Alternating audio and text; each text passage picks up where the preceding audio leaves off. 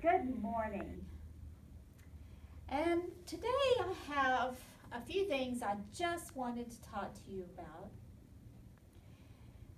You know, we've been going through this season we call Easter that lasts 6 weeks, and here every week we had a story about knowing Jesus in this new way, this time after the resurrection and before what?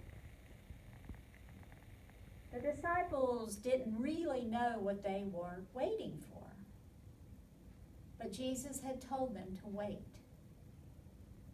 And they know something's coming. And we know things are about to change for them. But they kept asking, how long will it wait? How long will we have to wait? What is this Holy Spirit Jesus is talking about? How will we know when it's here? They did what he said. They went to Galilee and he was there. And then they go back to Jerusalem to wait. Now, in our church year, we talk a lot about waiting. We start our church year with Advent. That's the first Sunday of the new year. And it's the waiting time before Christmas because it takes a lot of waiting to get ready for that great mystery. But we know what comes next. At the end of Advent comes Christmas. And then the waiting time of Lent, the getting ready time for Easter, that is even a greater mystery, and it takes longer for us to get ready. But we know that at the end of Lent comes Easter.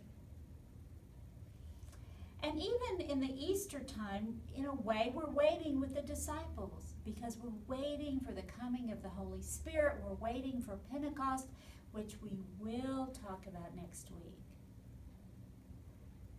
But even though we're waiting, we know what we're waiting for. Even though each Christmas and Easter and Pentecost may be a little different, we know what we're waiting for. And I think now at this time, we, you and me, are at a kind of waiting time the disciples were in that very first Easter season. They didn't know quite what they were waiting for. I think that's where we are now. We are waiting. We know. You're waiting at home, maybe so you can get out and see your friends. I know you all can't wait to get back to school, probably, really. You can't wait to go have fun, go to the parks. Adults are waiting too. We're waiting on things like toilet paper in the stores or maybe a haircut. We're waiting.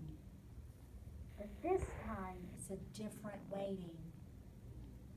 We know everything's going to be different, even when the waiting is over. And that can be a little scary.